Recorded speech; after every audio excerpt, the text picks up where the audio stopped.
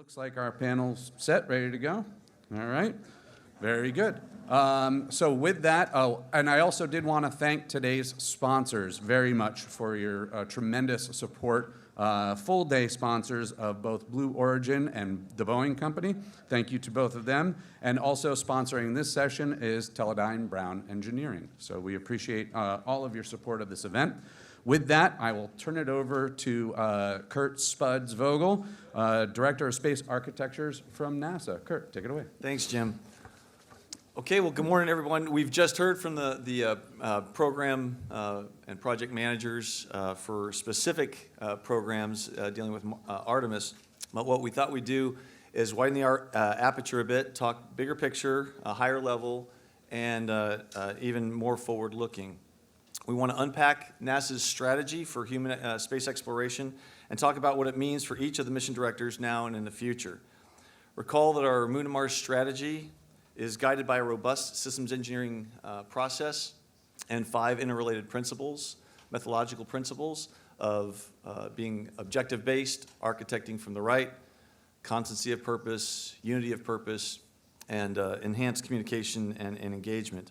Today, we have the opportunity to engage with the senior leadership of the mission directors, of the mission directorates, and get their perspective on how they, working together and with their industry partners, plan to implement the strategy and accomplish the defined objectives for Moon to Mars and other future destinations.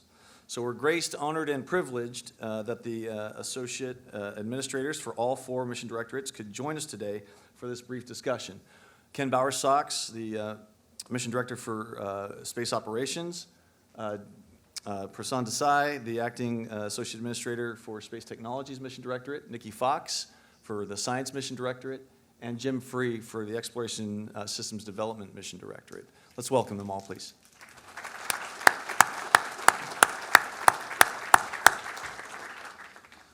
Okay, so let's get started, and I understand there's going to be an opportunity for questions along the way. Rather than wait till the end, if you do have questions, Jim's going to field them as well, and we can take questions in the room. But I'll just kind of get it started here, and this is really for everybody.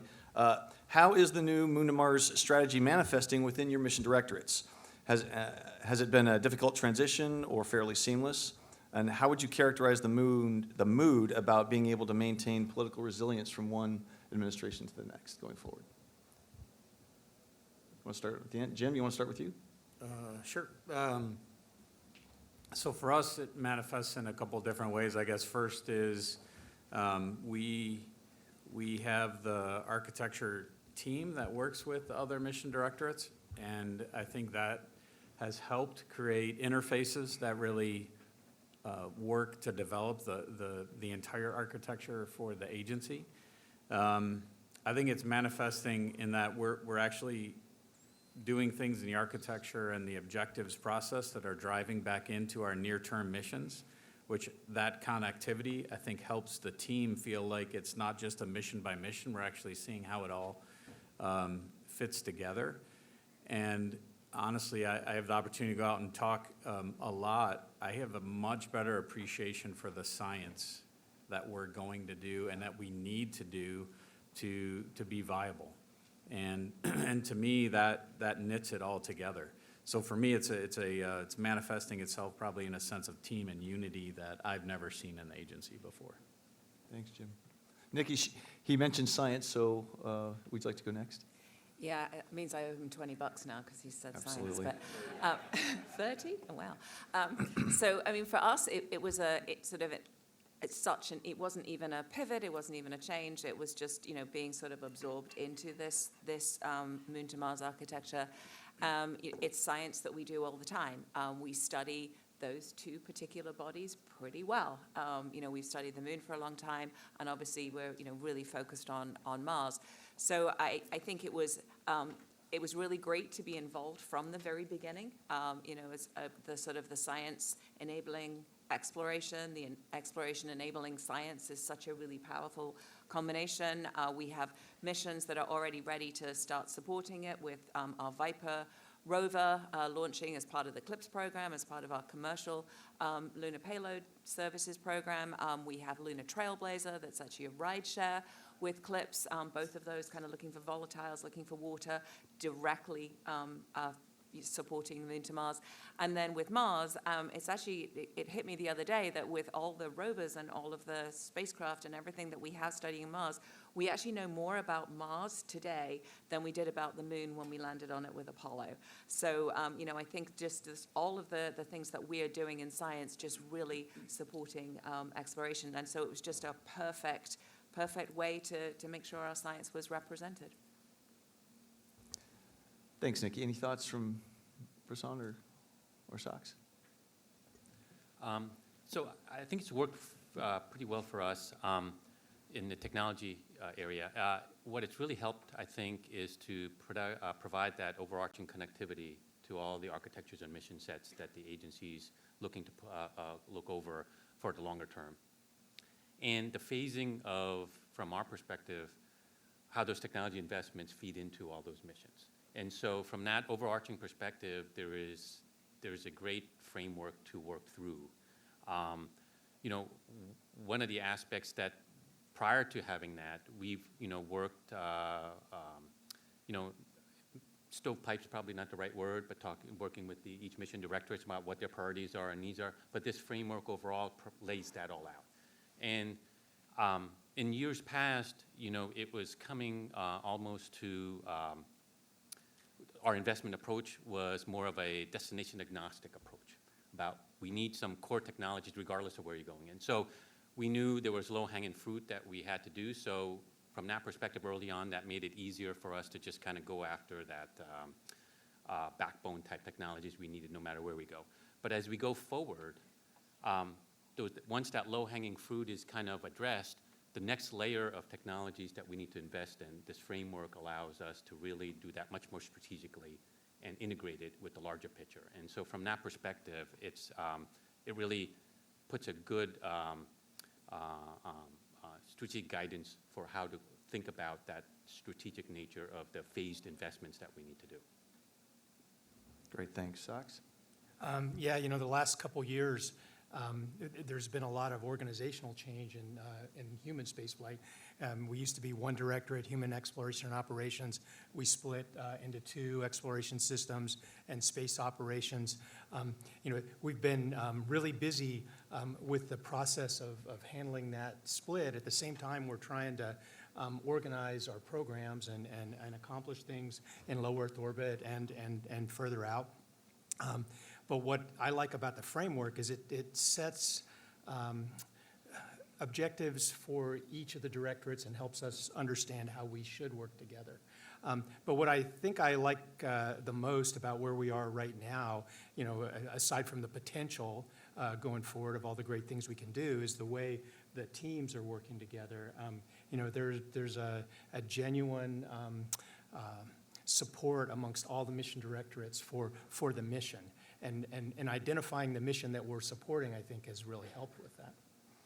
So let me pull on that thread a little bit and ask, where are the synergies between the directorates, right? How are we balancing priorities across the mission directorates? How the mission directorates work together? Where are they bumping into each other?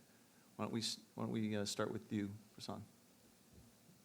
Yeah, the way we kind of approach integrating across within the agency, as well externally, is we have what we call the STAR framework, which is the Space Technology Architectural Roundtable.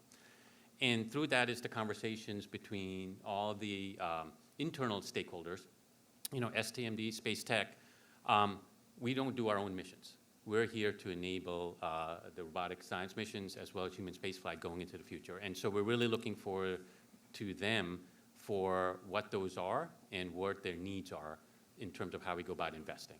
And so the outcomes we try to achieve are really aligned and flow down from their needs. Similarly, we talked externally to commercial entities on how they are supporting the robotic and human spaceflight missions, but also their strategic plans for their commercial activities. And through that dialogue, we really look to define what is it that we're trying to achieve. And on an annual basis, we go and look at prioritization of what our investment should be on the annual budget cycle that we go through.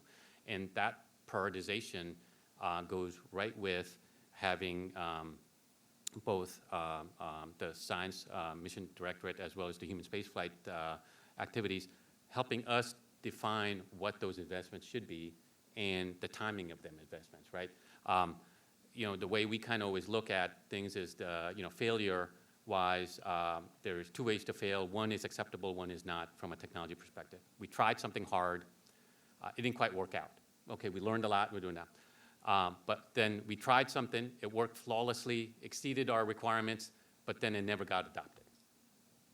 So it's a waste investment in terms of phasing and timing stuff. So we really want to align our investments so that they're tied into how they can on-ramp into these missions going forward, so that it makes them more reliable, more capable, and more sustainable going forward. And so that's how we go about looking at working together with all the mission directorates. And that's part and parcel of how we make these investments. That's great. Thanks, Prashant. Jim, I'm going to jump over to you. Since ESDMD kind of owns this architecture process for the implementation of the strategy, you probably have some thoughts about the synergy and how is this working with the whole architecture concept review and how that's all working with the other mission directorates. What's your impression? Yeah, I think the first one we did in January was really around getting our process right. I think we got great products out of it. The next one we're going to do in 3 weeks. I don't remember the number of comments we got back on the architecture definition document and the other products that came out of it.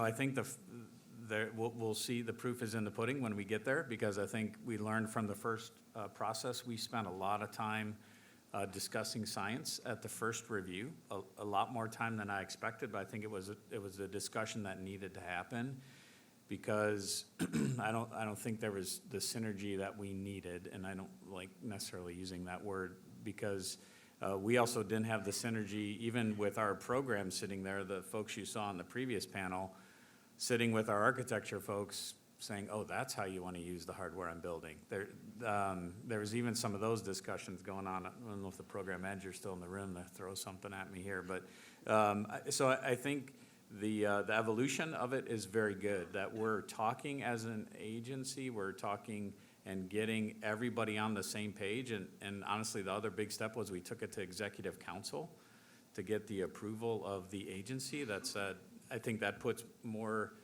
pressure on us, which we need, to say we are all agreeing to move down that road. I still think we need the tech alignment. I don't think the tech alignment is there yet. I don't think we have that, not because of space tech. I think we all own that. Do we have the right technology phased in when it's needed? And some of that may just be too much of a mission focus. There's never too much of a science focus, never. But I think it may be too much of a mission focus, so that's something we need to work with STMD going forward. Great, thanks, Jim. All right, so now, I've got a question for everybody on this one. Speaking more broadly, not just Moon to Mars, but robotic exploration, commercial LEO destinations and whatnot.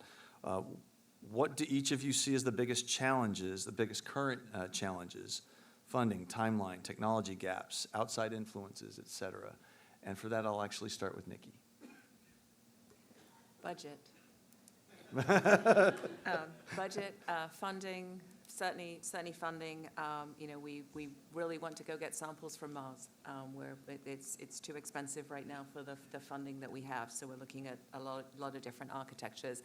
Uncertainty about the commercial LEO destinations is something that really worries me. We've got amazing science that we do with our biological and physical sciences division in microgravity. We use the ISS to put payloads on there, and we want to, certainly for Earth science, heliophysics, astrophysics, really do a lot with our commercial LEO destinations, and I really do want to see us really focusing on that. We've got a great opportunity right now. We've just had a brand new decadal coming out from BPS, and all of those themes are living and adapting and surviving in space and doing things that are hidden by Earth, things that you have to get into those areas for. And, so they're things that are concerning me.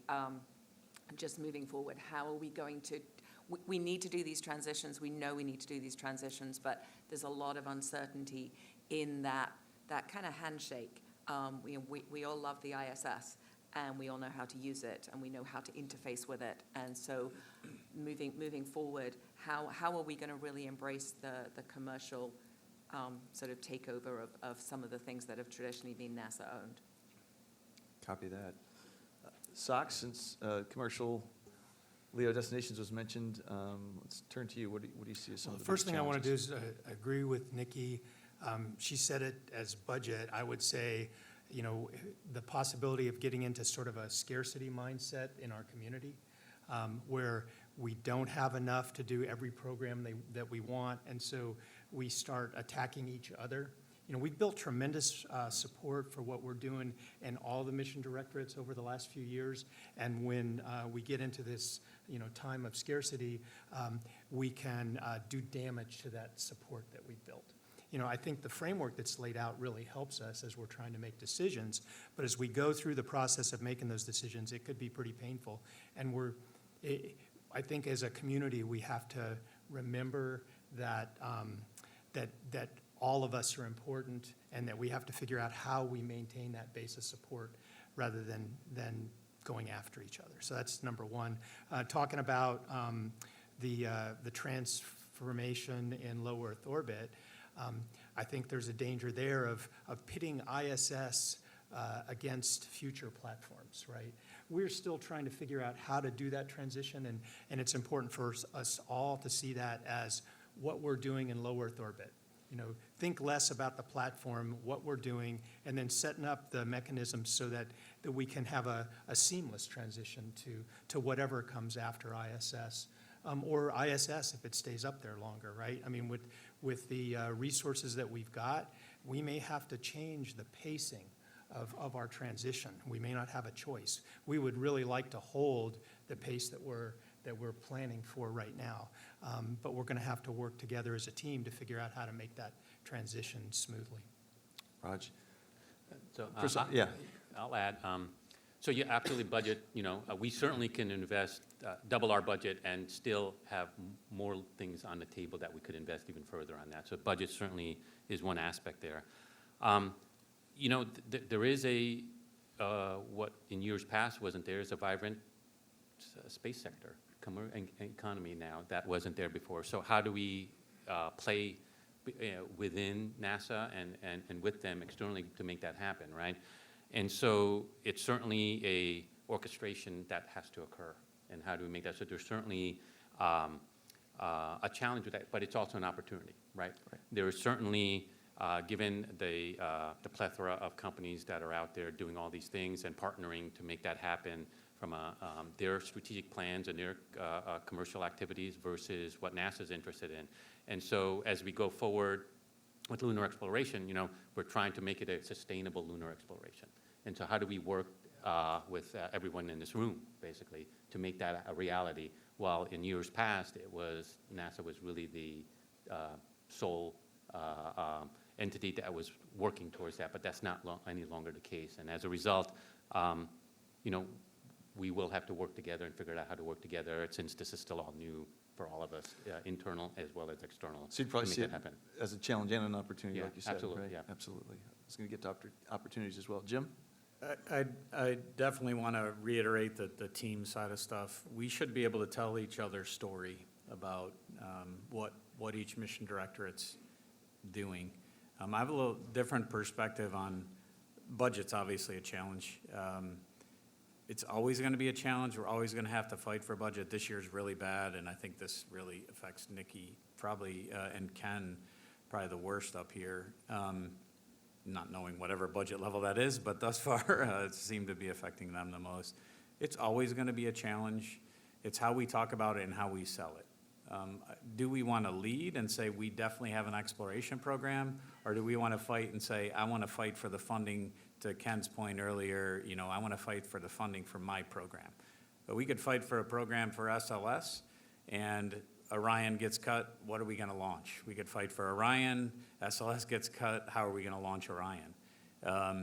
So I think that unity, we need to fight for Prasan's program. We need to fight for Nikki, for MSR, because that's going to help exploration.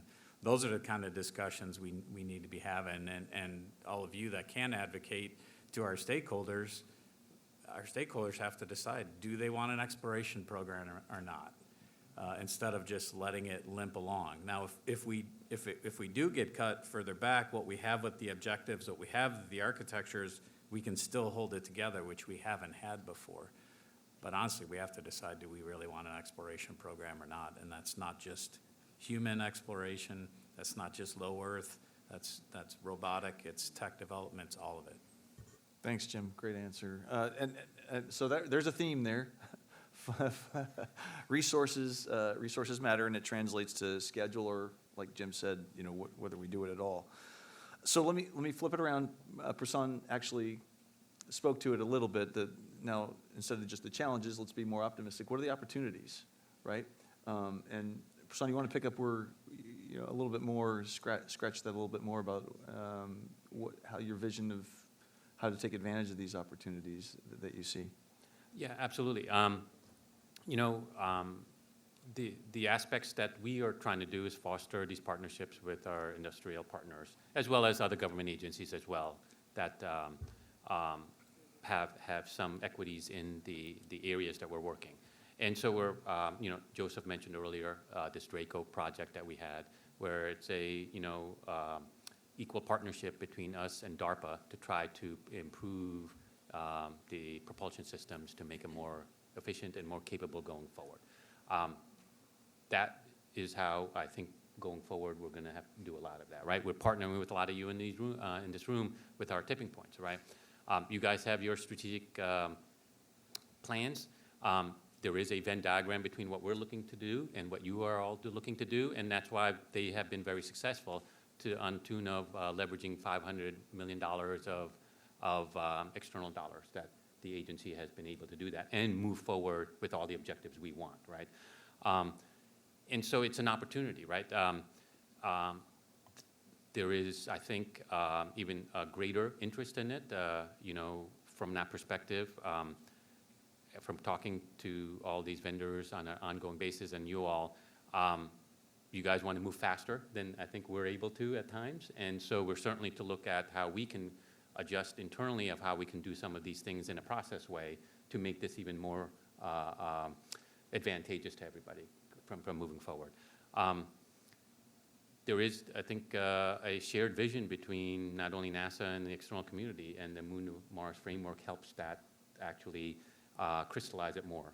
And so from our perspective in space tech, we're really trying to look at how can we be a catalyst to make all this happen, right? And so the reason we call it tipping point is we bring that catalyst to tip things over, right? With our investment, our maybe priority on it, our advocacy of it maybe helps to move these things a lot forward faster than otherwise, and allows you all to work with the private sector, right, with the venture capitalists to say, oh, NASA is interested in this, so they're willing to go and extend their risks to make those investments so that we can move these things forward in a much more, I guess, hopefully more straightforward way than otherwise. Thanks, Prasan. Any other opportunities that folks see? Nikki? I mean, for science, there's always opportunities, and so it's one of the joyful things about being the science directorate. We always have opportunities. I think under the Moon to Mars in particular, the focus on the moon first. You're taking me to a whole new laboratory where I can do great science that is enabled by, say, the gateway in orbit, by going down to the surface. There's so much new opportunity to do that. And then obviously with then the pivot to Mars, we're already there doing great robotic science. I cannot wait to do, that exquisite human-enabled science when we get to Mars.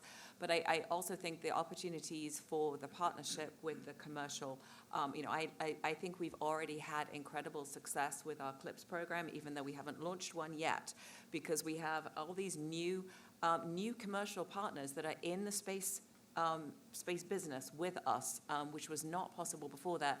I think we have 14 commercial partners currently under contract. In the next few years, we'll launch with Astrobotic, with Intuitive Machines, with Firefly, with Draper, to actually put science on the lunar surface. And so I think that is where I really see amazing opportunity. I already mentioned that we have a new decadal for the biological and physical sciences. Next year, we'll get a new decadal for the heliophysics division, and we actually have in that statement of task a bullet about how do we work with the Artemis program. Let's look at the science we can do. So I think there's so much opportunity for science to just really take advantage of all of these new destinations and new techniques of getting to these new destinations. Great. Yeah, I think there are a lot of opportunities out there. We've never had enough resources to do everything we want to do in exploration at NASA. And so that's driven us to innovate in a lot of areas, right? Nikki mentioned all of the new launchers that are out there. Well, having budget restrictions makes it more palatable to accept a little more risk, which allows you to innovate, right? So there are some real positives there. And one of the other positive areas is in international cooperation. We have a lot of international partners stepping up, expressing interest in what we do in low Earth orbit, what we do in robotic exploration, what we do in Moon to Mars, and they all want to participate with us, and that's great. Yeah, I feel like the group in this room, and I won't indict everyone in here, but this is the group that always talks to itself, and we can quickly go down the negative path of every challenge that we have. How much are we telling the compelling story of the exploration that we do outside of this group? When you think about what's represented by folks on this panel, almost 23 years of humans living off the planet. If I just take DSOC that was launched with Psyche, or the samples coming out of OSIRIS-REx, or what we're planning to do in Moon to Mars and the success we had on Artemis 1, that is the opportunity that I think is there. Can we tell the compelling story of how we're changing human history? Certainly not another government agency that's doing that. There's not a lot of companies that do that. There's not a lot of people that do that. And that's the story that we tell that sells what we do. Thanks, Jim. Jim, do you have a question from the audience? And so I want to make sure that the audience is ready to ask any questions. We'll have the microphones going. I don't think your mic's on, Jim. Waiting for the There slide. you are. There we go. We do have an online question, but just make sure the audience is ready with questions as well. All right, this one might be putting you on the spot a little bit, Jim. But in August, you said that SpaceX recently provided NASA with an HLS schedule update. After a few months to digest this schedule, what's your latest assessment on the readiness of SpaceX's HLS for Artemis 3? And if it's not ready in 25 or 26, what alternative missions might be possible for Artemis 3? Yeah, so I think I said something in June, and I said something in August. The June one got me in trouble, but we have gone through that schedule with SpaceX. I think what I'm really happy about is they've shown us kind of that end-to-end focus that maybe we're continuing to evolve over time. That really shows the big steps they have to get through, the propellant, the ship-to-ship cryogenic propellant transfer, the uncrewed demo to the crewed demo. As I've said, we need OFT2 to go, so I hope everybody in this room is cheering on OFT2 when it's time to go, because we need that to be successful to get us that much further down the road. And I said in June, right, there's a ton of launches that stack up to get us to the end of 25. What I said in June was we have an enterprise to work to, so everybody jumps to what's SpaceX doing. We have a whole bunch of components that have to come together for 3. So the SpaceX schedule is, and don't just get focused on that one thing. We got a whole new Orion that's going to have a docking system on it. We're learning a lot about how to build the second Orion. We're going to learn a lot how to build the third Orion, because that has some challenges to it. SLS, we should never rest on our laurels on SLS. That's got to come together, because we build a whole new vehicle every time. So the engineering might have proven out on one. We need it to work on 2 and 3. We need suits to come together, and suits are very much in their early technical phase of design and development. So nobody should rest easy that, hey, SpaceX and the lander is the single thing for 3. So from my perspective, we have the same challenge that I said in June. We have a bunch of launches SpaceX has to do just for us to get through those 3 milestones I talked to. That's really hard to do in the time frame that we have. The schedule that they've given us shows their thoughts on the progress to get to those dates. We have to figure out how that fits in the rest of the enterprise to get to that mission date. So I'm sure I didn't answer that question, because somebody wanted to know, well, what's that schedule say? Guess what? I'm not going to tell you, because we got to look at the whole enterprise. And that's what everybody should be worrying about, because every single contractor's got to perform on every mission, and they have to do it to a higher level than they ever have, because now we're flying humans. Nikki, I got a question for you. So of the 63 objectives from Moon to Mars, 40% of them are science. So the vast majority of the objectives, percentage-wise, between those buckets, between those tracks, is in science. But not all objectives are created equal. We all know that, of those 63. So is there a strategy within the strategy for like maybe how you would prioritize within those science objectives? Well, I love all my children equally. Yes. Good answer. But I think that, I mean, I can pick any one of the divisions, and I can tell you the great science that they're going to do, and that's why we have all of those science objectives. I think the ones that are enabled by sort of something that's unique, so that when that unique opportunity appears, that is the science that is the, so I'm answering it in a weird way, which is more what I'm looking at is balancing the overall science that is enabled by the science that's enabled by this particular thing that's happening right now. And so things like the science enabling, you know, the site surveys, retrieving samples, you know, getting humans to the surface.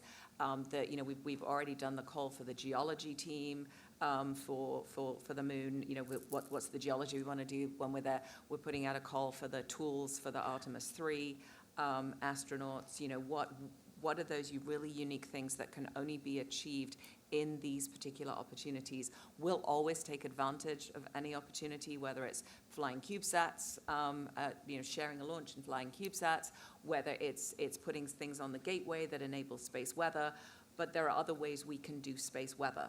But actually going and doing a site survey with Lunar Trailblazer, that's a unique thing, and that so.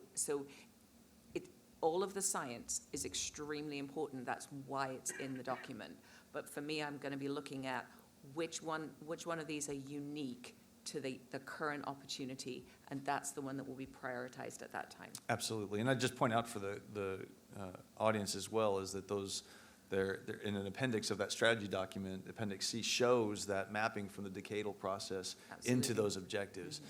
But then there's the reality when we hear from the panel members about what the challenges are, every one of them said something about resources, right? So when those overlap, you have to start making choices. So yeah. Thanks, Nikki. That's a good answer. Have one from the audience? So Jim, I appreciate your commentary about the inspirational aspects of what we're trying to do. And many of us have been working in space for 30 plus years. And our conversations become very transactional about what we're doing, budget, schedule, performance, and those aspects. So, and for Nikki, the science, that's easy to tell a story of. It's always inspirational there. But I'd be curious, you know, Ken, you get a lot of stories, Prasan, you get a lot of info being brought to you. So what's the latest thing that made you go, that's pretty freaking cool, what happened on the space station, or what happened in the new technology being developed? And do you have ability to share what you recently saw that really made you go, we are doing something cool? I will say example of a press release that's going to come out, I think later this week, regarding a new way to do a telescope based on a research academic at University of Arizona in partnership with the Science Mission Directorate. he was making pudding at home. Frankly, it's true, right? And he got called away by his mother. He put a wrapping around it, saran wrap. He came back half hour, something like that, and how it, the cooling effect brought the wrap very constrained to the thing. So when he looked in it, he saw the reflection of the light from the hood of the range type of thing in it, like a perfect reflection. And it gave him the idea of, hey, we can do a telescope like this that is insanely bigger than what we can build, put on a launch vehicle, and be able to unfurl thing, right? That is amazing, right? From that, a kernel of an idea that we are going through early stage, low TRL, maturating it to the point, we're going to fly it on a high altitude balloon to go and test it out, and then try it out in an orbital thing. Just the latest example of that's going to come out. I'll save you the ending that they put in the last sentence of this piece, because I thought it was pretty clever. Just go and look at it. Things like that, right? Amazing things and capabilities. You know, as Psyche launch just occurred, the Deep Space Optical Communication System is on there, going out there, going to Mars distances.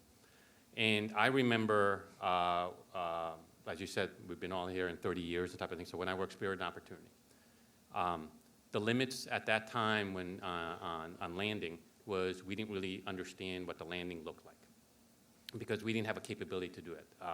Then MRO got there with the high-rise camera, but it took so much high-resolution pictures that we couldn't get the data back. So we got these little slits of data for areas that we thought we could land in because it was a bottleneck for transmission, right, to get it back. Years before that, before the microelectronic revolution, we couldn't even get data like this, right? So that bottleneck was overcome with microelectronics, but now we can't transmit the data. This technology at Mars distances, now we will remove that bottleneck, right, as we go forward. So these are some amazing things that is happening that maybe it's under the radar, maybe we need to publicize it more than we are, but just some amazing things that are, I think, come to fruition, and we just have to figure out how to implement them and on-ramp them on all future missions so that we can get all this amazing science that we're talking about, and getting, you know, high-def video from astronauts being really far away or on the southern polar regions of the moon. So in low Earth orbit, you know, you mentioned how transactional we can become and focused on cost, schedule, you know, whether or not things happen.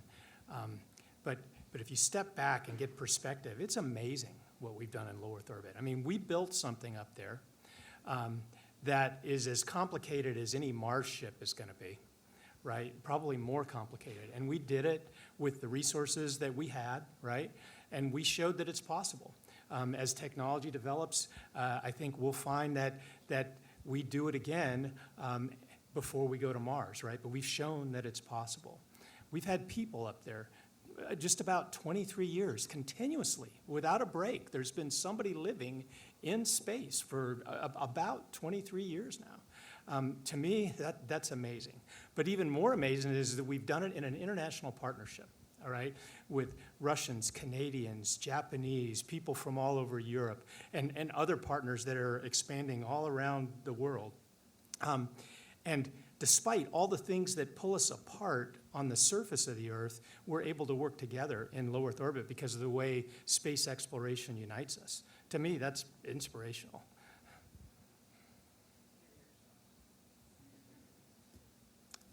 Jim, we have anything online or in the audience?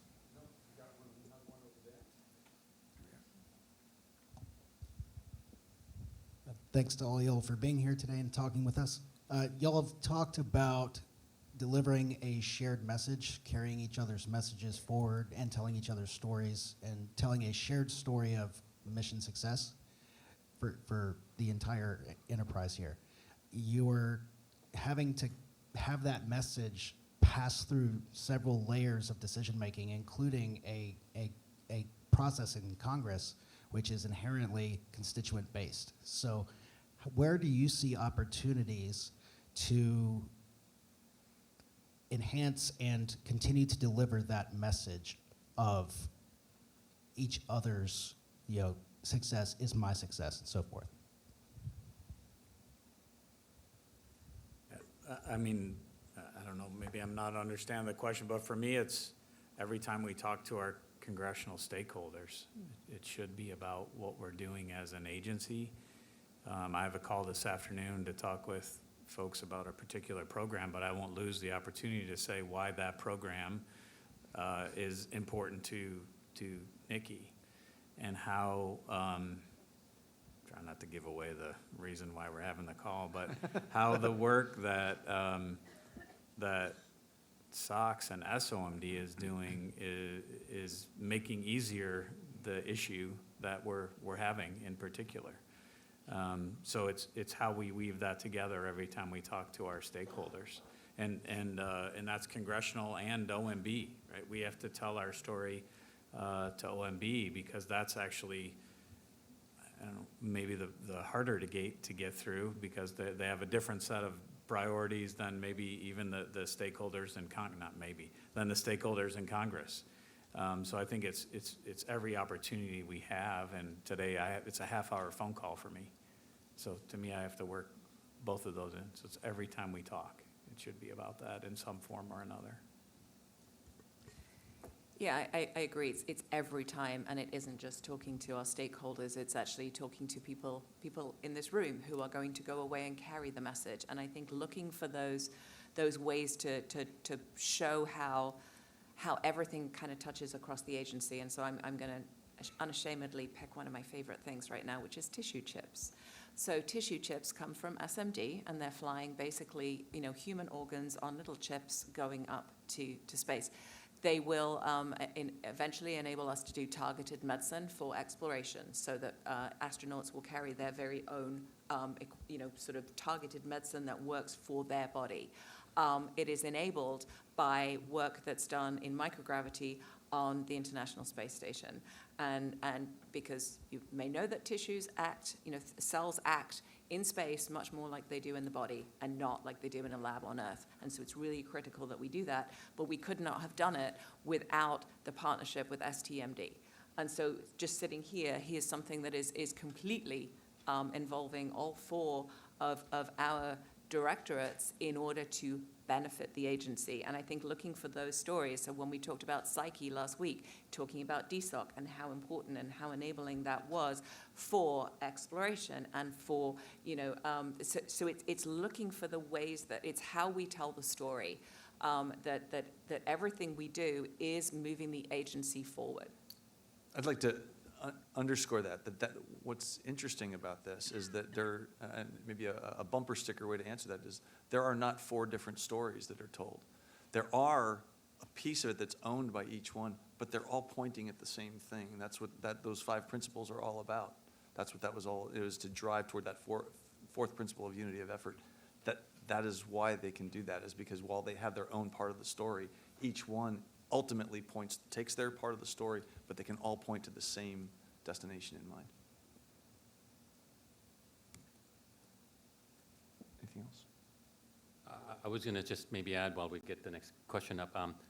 It's a little more straightforward for us. As I mentioned earlier, we don't do our own missions, so we're doing it for everyone else here, right? And when we do this, and so and multiple technologies we do, the same technology helps all of the mission sets, right? And so we every time present to OMB or the Hill, talk about the technology we're doing, how it has enabled or infused into all the different mission sets across the agency.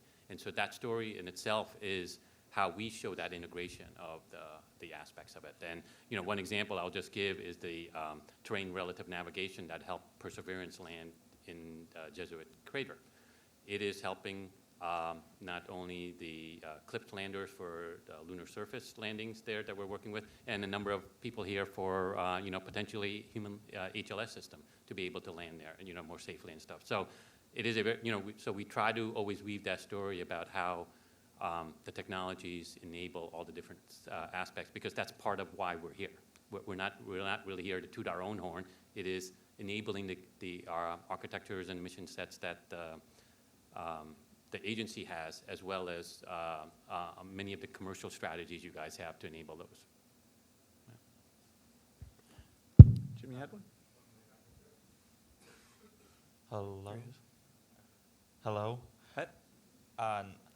My question is a two-part question. First of all, what is the current date that the ISS is due to be decommissioned?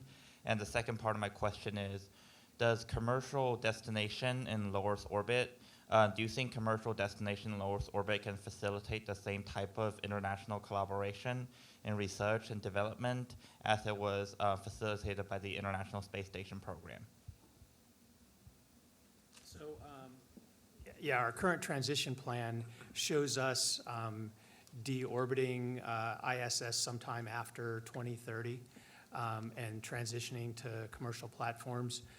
To do that, we want to have the commercial platforms flying, right? And that is going to require resources. We have to see if we get those resources. If we do, then we can continue along that plan, right? If we don't, then we may have to adjust our plan and shift our dates. You know, that's a standard thing we do in aerospace. It's not a surprise to anybody. If we have to do that, our goal will be to get a certain amount of overlap between ISS and the new platforms. We want to maintain continuous presence from the current platform to the new platforms. And then when the new platforms are ready, we're going to switch, right? I mean, that's what we're committed to, is that switch when the new platforms are ready. Transitioning our partnership is harder.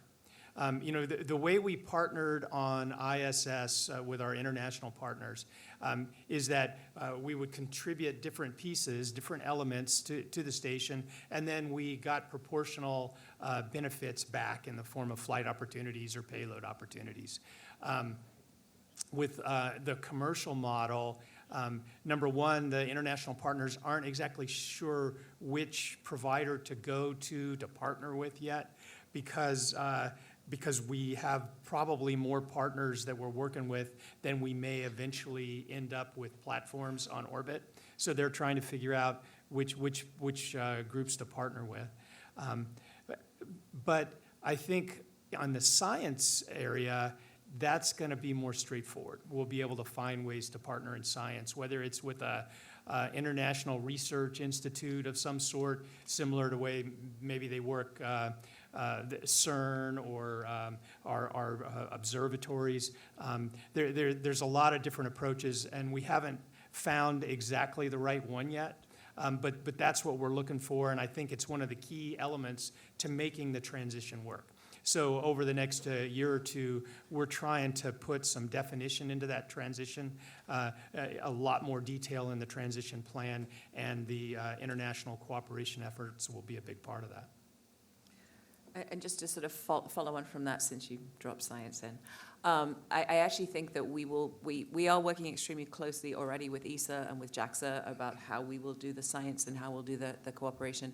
But I also think the fact that we are involved very closely in sort of the planning for the science. And so in, you know, right now we have almost a method where somebody wins a grant, they spend years putting together their experiment. It finally gets a flight, it goes up, it gets done, they wait, it comes back down, you analyze the data, then you realize, you need to tweak things, and it can take absolutely decades and decades to do some of this research. The forward planning for the sort of the scientist astronauts that we've been talking about, where you literally send it up and you're doing the experiments and the iterations on the fly, and the results are coming down immediately. There is a tremendous opportunity to be able to just do science so much quicker, because we've been able to be involved in those discussions from the very beginning. So we really do appreciate that. Sounds like we got time for maybe one or two more. Good morning, leaders. My question is more around the crowd and recognizing NASA's global interplanetary brand reputation. How do you think about your missions, and what aspects casual observers to some of these major programs can contribute? I understand, such as unidentified aerial phenomena is an area where we're leveraging, the crowd and others. Are there other aspects of your missions where you feel like just average citizens can get engaged and help support? Oh, I'm taking that one. Yes, citizen science. I mean, we have so many opportunities in SMD to have anyone come and join, and you know, we have many examples of tremendous science that's been done by our citizen science groups. You know, the eclipse that happened just 2 weeks ago is a great opportunity of where we actually brought a huge amount of citizen science. And we actually have targeted programs. So for heliophysics, we have the heliophysics big year that kicked off with the annular eclipse and goes through the end of 2024, and a lot of opportunity, a lot of actual financial opportunity, as well as just great science opportunity for really supporting. Really, the whole goal is lowering the boundaries and making people believe that you don't have to have a PhD to be a scientist. You just have to like asking questions, and therefore you're a scientist. And so we had Asteroid Autumn, which is coming to a close in next month, but we had brought back those wonderful samples from Bennu with OSIRIS-REx. We launched Psyche, going to a metal asteroid. We had the 1-year anniversary of DART, and we have Lucy flying past a main belt asteroid, Dinkinesh, in November. So that's right there. We have the Earth Information Center, where we really are encouraging people to send the data in, to use the data, to kind of play with the data, and obviously with the Webb telescope, and looking forward to Nancy Grace Roman, there's more data than we know what to do with, and so there's so many opportunities for anyone to come in and just share the joy of NASA science. But I love the question. Thank you.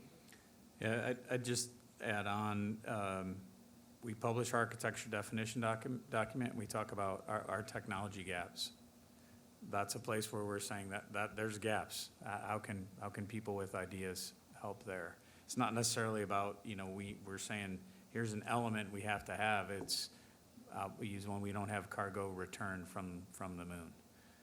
What are people's thoughts on that? It's not just what do you bring to the table? Here's ideas on that. For the first architecture concept review, we published a series of white papers describing why we picked NRHO, why Gateway. For the next one, we're going to publish, I think we had 6 on the first one. I think the next one is either 14 or 16 more that are going to have a heavy Mars focus, because the next architecture concept review is going to have a Mars focus. So there's an opportunity to say, hey, this is what NASA's doing. Pam challenged us to show our work. We're showing our work. What are people's ideas on it? We had somebody come to us with their own observations of the lunar surface that they feel like could help our exploration efforts, purely unsolicited. We're trying to figure out how can we get those data and work with them. So I think there's an openness there. There's paths to do that, both solicited and unsolicited. And I would add, analog to citizen science, and maybe not coining a new term of citizen technologist here. We have a prizes, challenges, and crowdsourcing program that we look for non-traditional actors to come in and help figure out new ways of answering the gaps we have to overcoming technology. One of our challenges from a number of years ago, it was someone in their garage wound up beating the MITs and other powerhouse universities, right? Coming at it because of that outside-the-box thinking from non-group think towards solutions. And so, one of the nice things about both citizen science and citizen technologist, I guess, it's a low bar to entry. You don't have to have a lot of infrastructure to help answer, solve a problem for us. And so, on an annual basis, that program for us puts out these challenges to the community at large to help solve some of the challenges we have. And it's been pretty wildly successful with really low dollar investments. And so there's ample ways of being part of this whole larger endeavor that we're talking about here. Okay, Jim says we have time for one more question. I have a pile of them I could choose from, but would rather take one from the room.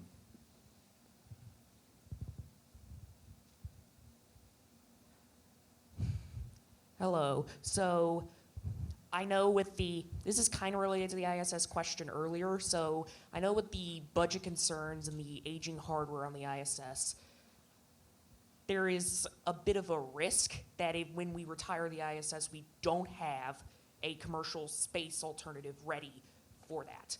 What is the plan, or what steps would be taken to both prevent this, and if this does happen, worst case scenario, what is the plan?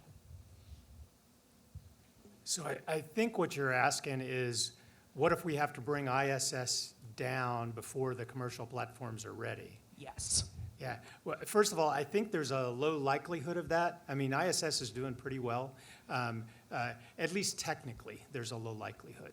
Now, you know, I talked about the political aspects of the program, the international partnership aspects of the program. There's still some uncertainty out there, right? All of the international partners except Russia have agreed to extend ISS through 2030. Russia has agreed through 2028, and I mean, I don't want to frighten people with that. A lot of that is because of the way their budgeting process works, right? I have no reason to believe that our Russian partners won't extend past 2028, but they have not formally committed to that, and they have to discuss it on their side, right? So there's always a risk that we could get to 2028 and have to come up with new alternatives. So, you know, we're planning for that. We've got a deorbit vehicle that we're building to prepare for IS end of life. Well, I say we're building, there's a procurement out right now for that deorbit vehicle. And we have to have that properly funded in order to be able to actually handle the transition, right? If we can't do any of that, then there are other alternatives that folks have been working to be able to keep ISS flying, right? But to keep ISS flying, you have to keep it in good mechanical condition. And like I said, parts are lasting longer than we expected. We really have pretty good reliability from all the systems. So we can keep ISS flying if we need to. The question of getting the commercial platforms there, to me, is the bigger question. How fast can they arrive? I've got some people that tell me, don't worry about it, the commercial platforms are gonna be there. You guys at NASA don't have to worry. There's plenty of market, and we're gonna get them there, right? Which I hope that's true, because I don't have to have as much to fund them, and when they're there, we'll use them, right? I also have other people tell me, hey, the market's too small. You have to fund everything. You need to be ready to carry it all. And I don't have enough to handle that model, right?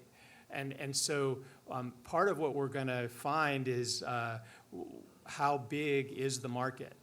Is the economy strong enough to support commercial platforms? And as that story plays out, then we'll know what we need to do with the International Space Station. The third group says, hey, keep International Space Station flying as long as you can, because we need it and the new platforms, right? And I think the way we find out is with missions like our private astronaut missions. We find out what customers are out there, who's willing to fly to ISS now, who's willing to pay for those seats, what work are they trying to do.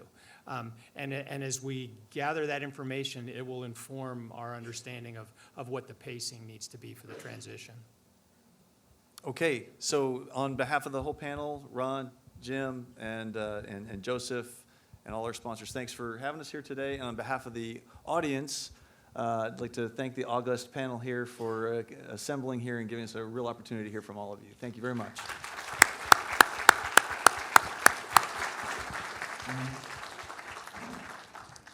Hi, I'm Sofia Vicente. I'm currently an undergrad student here at UAH, majoring in mechanical engineering. I'm from Madrid, Spain, and I look forward to a career in aerospace or the mechanical industry. We'll now take a short break with snacks and beverages on the bridge, generously sponsored by the Boeing Company. Please come back in 20 minutes for our next session, charting the course from exploration to a sustainable cislunar ecosystem. Thank you.